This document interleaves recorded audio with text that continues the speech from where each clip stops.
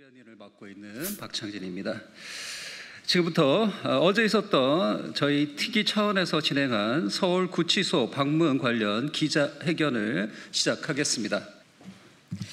네, 언론인 여러분 그리고 국민 여러분 안녕하십니까?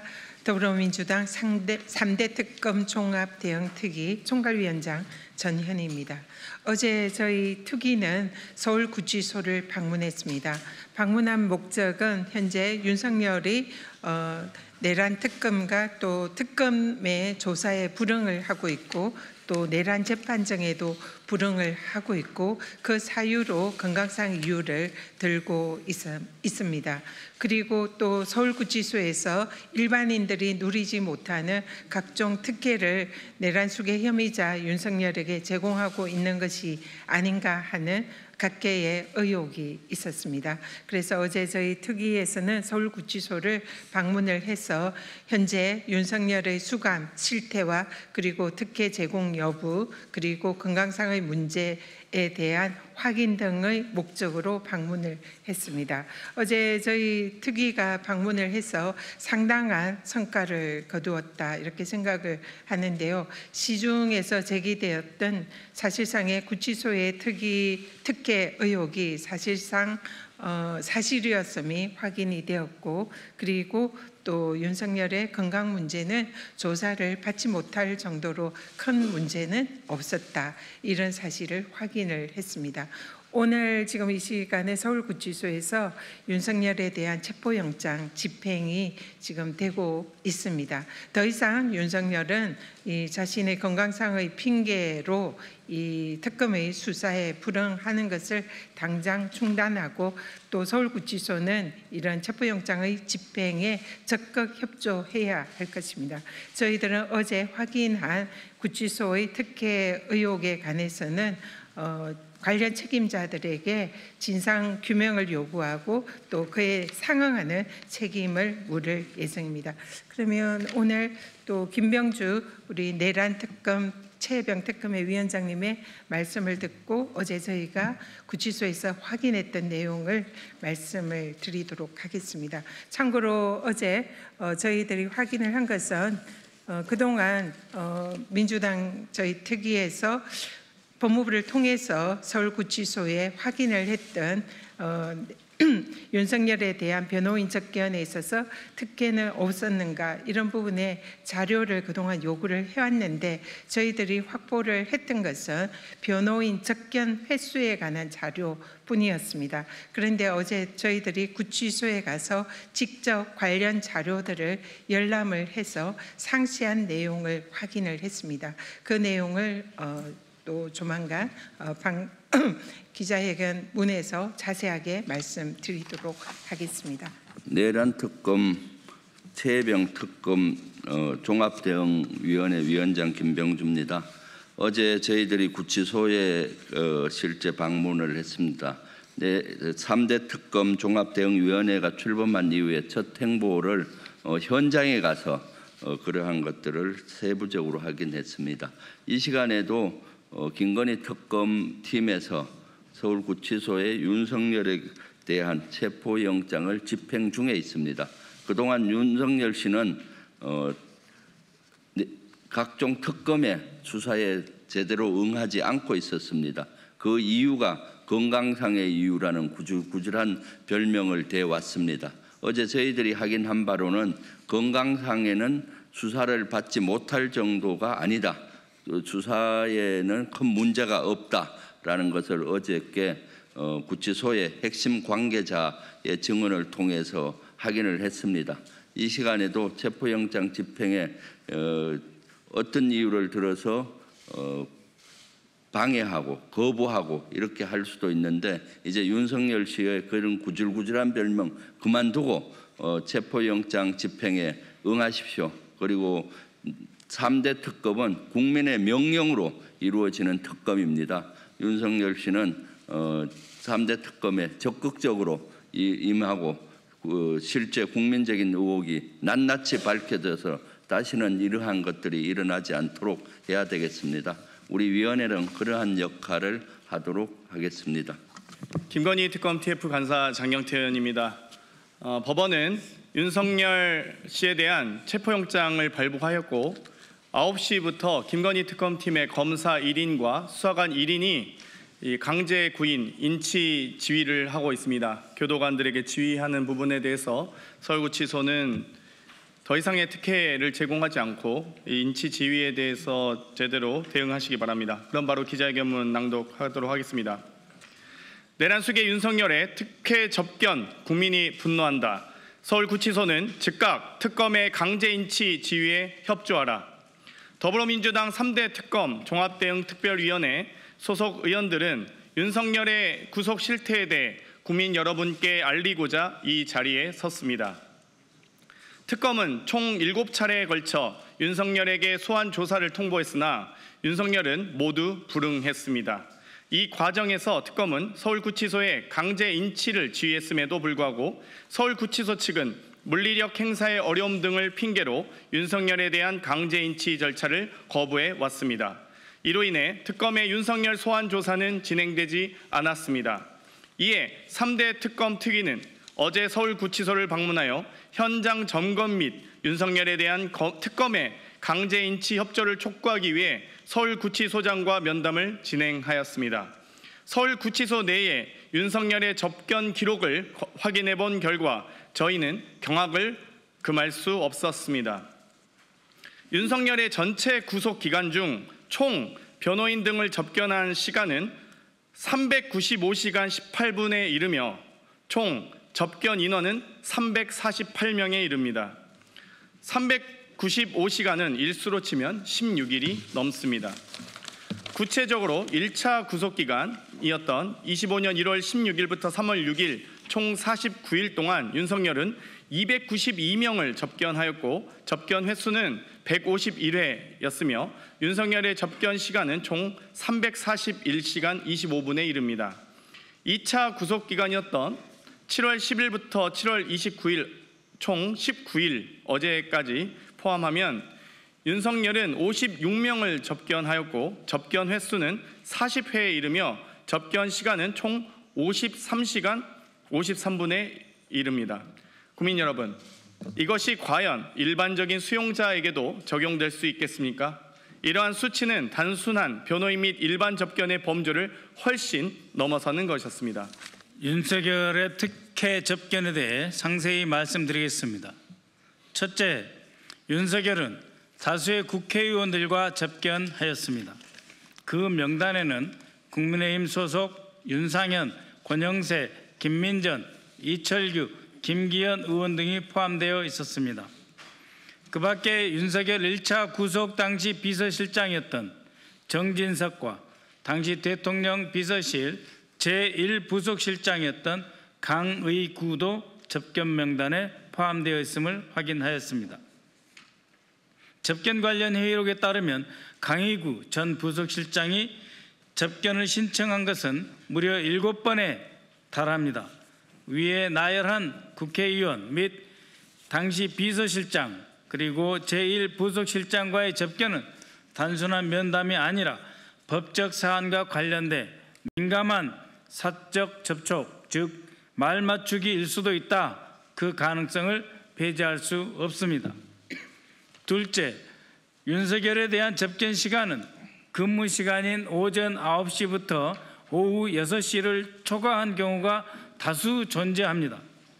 근무 시간을 초과한 접견 일수는 총 17일이나 되며 근무 시간을 한참 초과한 오후 9시 45분까지 접견이 이루어지는 등 사실상 하루 종일 접견이 이루어진 경우도 있었습니다. 또한 주말에 접견이 이루어진 경우도 6일이나 됩니다. 셋째, 윤석열의 변호인 접견 횟수는 평균적으로 하루에 5에서 6명, 5에서 6명에 이르며 많게는 하루에 39명, 39명입니다. 2025년 1월 25일인데요. 39명을 접견한 적도 있었습니다. 이는 다른 수용자들과는 비교할 수 없는 특혜이며 윤석열이 사실상 구치소를 자신의 사무실처럼 활용한 것이 아니냐 하는 의혹이 제기될 수밖에 없습니다. 넷째, 윤석열이 일반적인 변호인 접견실이 아닌 검찰이나 경찰이 공무상 조사를 진행하는 조사실에서 변호인 접견을 해왔다는 사실을 확인하였습니다. 이에 대해 서울구치소 측은 경호상 이유 때문이라고 해명하였지만 해당 조사실은 폐쇄적이고 독립적인 구조로 일반 수용자가 사용하는 접견실과 비교하여 훨씬 쾌적하고 외부 간섭이 차단된 공간이었습니다. 즉 윤석열에게 조사실 접근을 허가한 것은 명백히 특정인에게만 허용된 특혜로 볼 수 있습니다. 다섯째, 특별 접견 횟수가 규정을 초과한 경우에도 교정당국이 내부 회의를 거쳐 이를 허가했습니다. 이는 특정 수용자에게만 특혜를 제공한 불공정 행정으로 보이며 형 집행기관이 공정성과 중립성을 스스로 저버린 행위입니다. 끝으로 윤석열을 접견한 강어구 전 제1부속실장은 내란 특검과 최혜병 특검의 소환 조사를 받았고 7월 24일에는 주거지 압수수색까지 받은 인물입니다.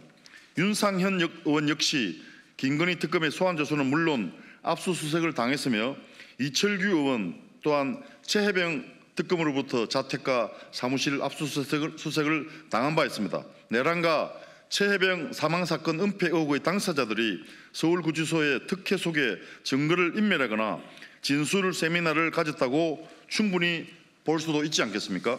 특검 수사 대상자인 윤석열이 정작 특검의 소환 조사에는 불응하면서 구치소 내에서 특정 정치 세력과 수차례 접촉하고 장시간의 접견을 통해 편안한 수용 생활을 누리는 등 각종 특혜가 있었음을 확인했습니다.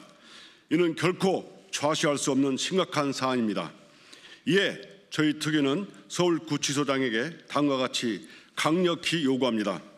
서울구치소장은 당장 특검의 윤석열에 대한 강제 임치 지휘에 협조하시기 바랍니다. 또한 특별 접견이라 부르는 장소 변경 접견 및 야간 접견 등과 같은 내부 회의 자료 및 접견에 대한 허가 근거를 즉시 국회에 제출하여 주십시오. 윤석열과 국민의힘은 이 사안에 대해 책임 있는 입장을 표명해야 할 것입니다. 윤석열의 조사 거부, 법 위반 행위, 구치소의 특혜 접견에서 시작된 증거인멸과 진술 세미나 의혹 등 내란과 최혜병 수사 방해 의혹을 더불어민주당은 결코 좌시하지 않겠습니다. 2025년 8월 1일 더불어민주당 3대 특검 종합대응 특별위원회 1동. 어제 구치소 측에서 제가 듣기로는 하루 평균 4시간 정도의 변호인 접견을 했다고 합니다. 그러면 하루 평균 4시간 그리고 운동 시간까지 포함하면 일반인들이 생활하는 8시간의 근무 시간으로 따진다고 하면 대부분의 시간을 구치소가 아닌 조사실이나 운동실에서 자유롭게 지내는 항제 구치소 생활을 윤석열이 하고 있다고 볼 것 같습니다. 즉각 오늘 인치가 꼭 성공하기를 바라고요. 수사되기 바랍니다. 우리 제보센터에 관해서 잠깐 말씀드리려고 하는데요. 제보센터는 월요일 날 10시 반에 홈페이지 론칭식을 할 예정입니다. 많은 분들의 제보가 철저한 수사로 이루어져야지 내란 세력을 발본 세력 할 수 있다고 봅니다. 그래서 기자님들께도 관심 가져주시고 10시 반에 원내대표실에서 제보센터 론칭식에 많은 관심 부탁드립니다. 감사합니다.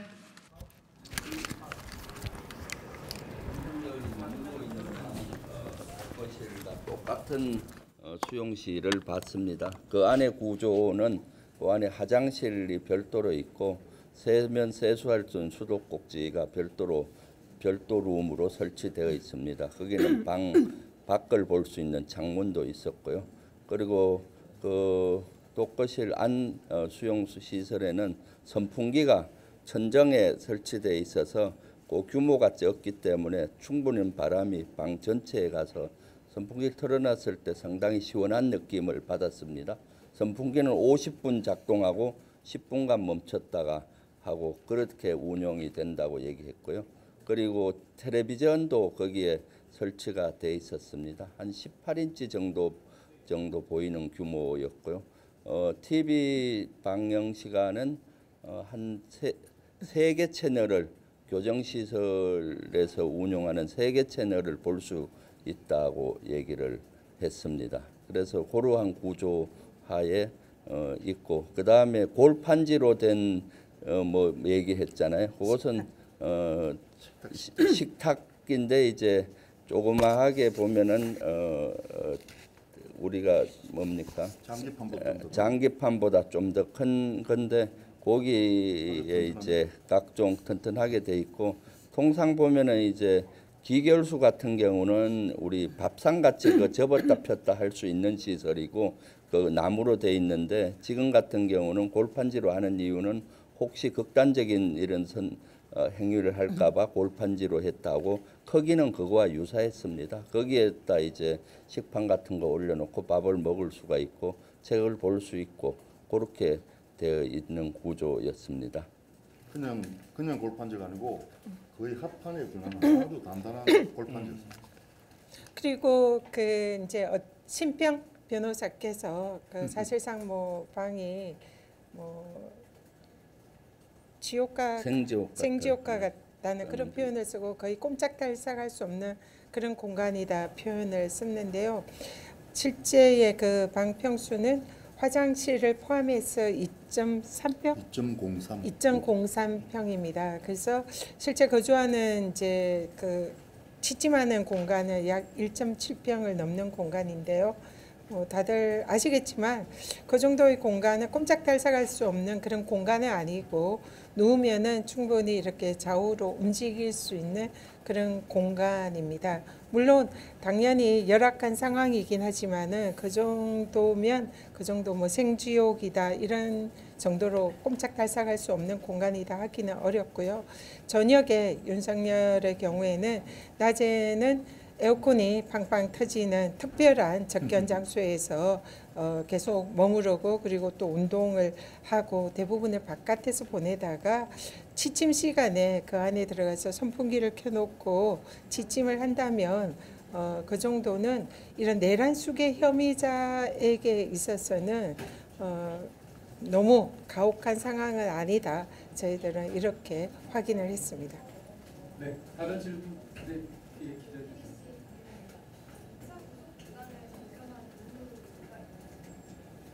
네? 네. 2차 구속 기간에 특별 접견, 소위 장소 변경 접견을 1차 구속 기간에 이루어졌고요. 2차 구속 기간, 즉 7월 10일 이후에는 특별 접견은 있진 않았습니다. 그리고 그 대부분의 지금 호명된 나경원, 권영세 의원을 비롯한 윤상현 의원을 비롯한 분들, 강희구 구속시장 등과의 이 접견은 일반 접견이 아닌 특별 접견의 형태로 이루어졌고요. 그렇기 때문에 1차 구속 기간에 특별 접견이 이루어졌다라고 말씀드릴 수 있겠습니다. 네, 다른 질문 있으실까요? 네. 이게 정성입니다. 그 상당히 많은 어쨌든 횟수인데 접견 횟수가 일반인들이 보통 뭐 어느 정도인지, 일반 정치인들과 어느 정도 비교되는 건지 그런 정도 설명이 되실까요? 뭐 아시면 일단은 일반적으로 변호인 접견은 뭐 신청하기 나름이라고 하는데요. 2시간이면 2시간, 3시면 3시간 이런데 저희가 본 기록으로는 오전 9시부터 18시까지 하루 종일 하는 접견이 상당히 많이 발견됐고요. 또 사실 5시 반 정도면 변호인 접견을 마무리해달라는 요청을 받는다고 합니다. 교도관으로부터. 그런데 18시 이후에 19시부터 20시까지도 접견이 허용됐던 사례들이 다수 발견됩니다. 그래서 사실상 그 해당 접견은 이 교도소장이 승인해야지만 심야 야간 접견이 가능하다고 하고요. 또 특별 접견 같은 경우는 주 1회 한도가 있습니다. 그런데 특별 접견을 초과해서 할 경우에는 회의를 통해서 하고 교도소장을 의장으로 하는 회의를 하게 되어 있고요. 그걸 교정청에 상부에 보고하도록 되어 있는데, 그 절차들이 모두 초과하여서 특별 접견이 이루어진 것이 다 허용이 무작위로 허용됐던 걸 확인했습니다. 회의록을 통해서. 네, 기자님 질문 있으실까요?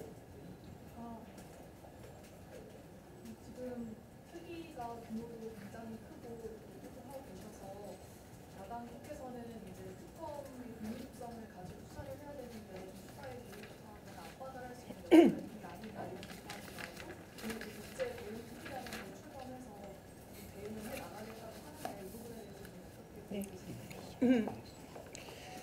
네, 저희 대응 특위의 목적은 특검 수사를 간접적으로 지원하는 것입니다. 그리고 또 지금 국힘과 같은 특검 수사를 사실상 방해하고 있는 그런 세력들, 또 내란 세력들, 그런 세력들의 특검 수사 방해에 대해서 저희들이 저지하고 또 당 차원에서 대응하기 위한 목적입니다. 그래서 저희 특위를 야당 탄압이라고 주장하는 것은 사실상 어불성설이고요. 오히려 내란 세력들과 국힘이 수사에 제대로 협조를 한다면은 저희 특위의 사실상 그 활동 목적은 없어지게 됩니다. 그렇기 때문에 저희들에게 터무니없는 그런 프레임을 씌우는 거다 이렇게 생각을 하고요.